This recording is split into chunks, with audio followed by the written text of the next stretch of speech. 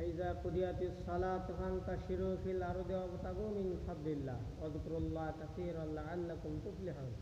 রাসূল আল্লাহ তাআলা বলেছেন, তোমরা সালাত শেষ করে জমিনের উপর ছড়িয়ে পড়ো রিজিক তালাশের উদ্দেশ্যে। তোমাদের রুজি রোজগার তালাশ করার জন্য জমিনের উপরে ছড়িয়ে পড়ো, যাতে করে তোমরা তোমাদের জীবিকা নির্বাহ করতে পারো। সম্মানিত হাজিরিন, এই আয়াতের মাধ্যমে আমরা পরিষ্কার বুঝতে পারি যে একজন শ্রমিক, একজন দিনমজুর বা প্রত্যেকেই তার রুজি রোজগারের জন্য সালাত শেষ করেই জমিনের উপরে ছড়িয়ে পড়ার জন্য আল্লাহ তাআলা নির্দেশ করেছেন।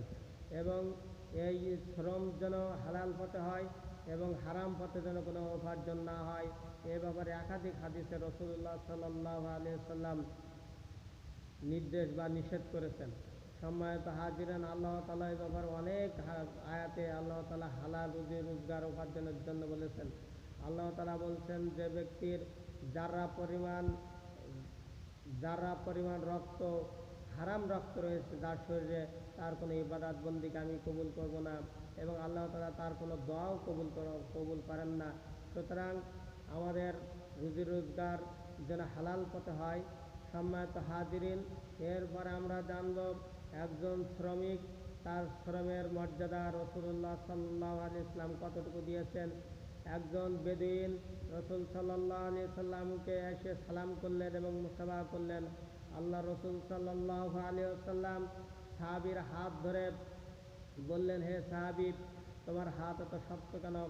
রাসূল সাল্লাল্লাহু আলাইহি ওয়াসাল্লামকে সাহাবী বললেন, ইয়া রাসূলুল্লাহ, আমি একজন কৃষক মানুষ, আমি কৃষি কাজ করি, যে কারণে আমার হাত শক্ত হয়ে গেছে।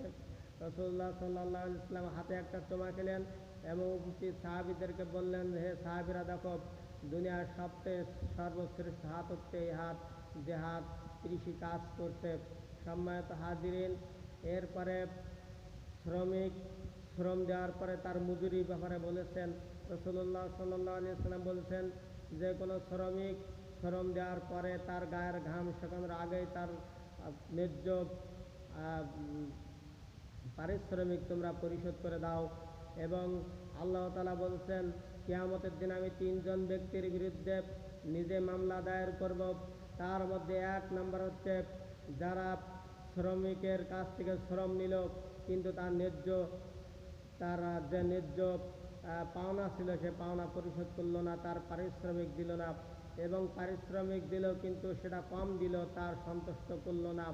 সুতরাং এই ধরনের ব্যক্তি দ্বারা যেসব মালিকেরা তার শ্রমিকের কাছে শ্রম নেয় অথচ পারিশ্রমিক ঠিকমতো আদায় করে না, তার বিরুদ্ধে আল্লাহ তাআলা নিজেই কিয়ামতের দিন তার বিরুদ্ধে অ্যাকশনে যাবেন। আল্লাহ তাআলা নিজেই বাদী হয়ে মামলা দায়ের করবেন। সুতরাং সম্মানিত হাজিরিন, কখনো যেন আমরা পারিশ্রমিক দিতে কুণ্ঠাবোধ না করি, ঠিকমতো আমরা পারিশ্রমিক দিতে যেন পারি আমাদের শ্রমিকদের। সম্মানিত হাজিরিন, শ্রমিকদের এবং মালিকদের সম্পর্কে কেমন সম্পর্ক হওয়া উচিত এ ব্যাপারে রাসূল সাল্লাল্লাহু আলাইহি ওয়াসাল্লাম আমাদেরকে শিক্ষা দিয়েছেন। মক্কা বিজয়ের দিন মুহাম্মদ সাল্লাল্লাহু আলাইহি ওয়াসাল্লাম ঘোড়ার পিঠে আরো 2 জন লোককে সাথে নিয়ে মক্কা বিজয় করেছিলেন সাহাবীদেরকে নিয়ে।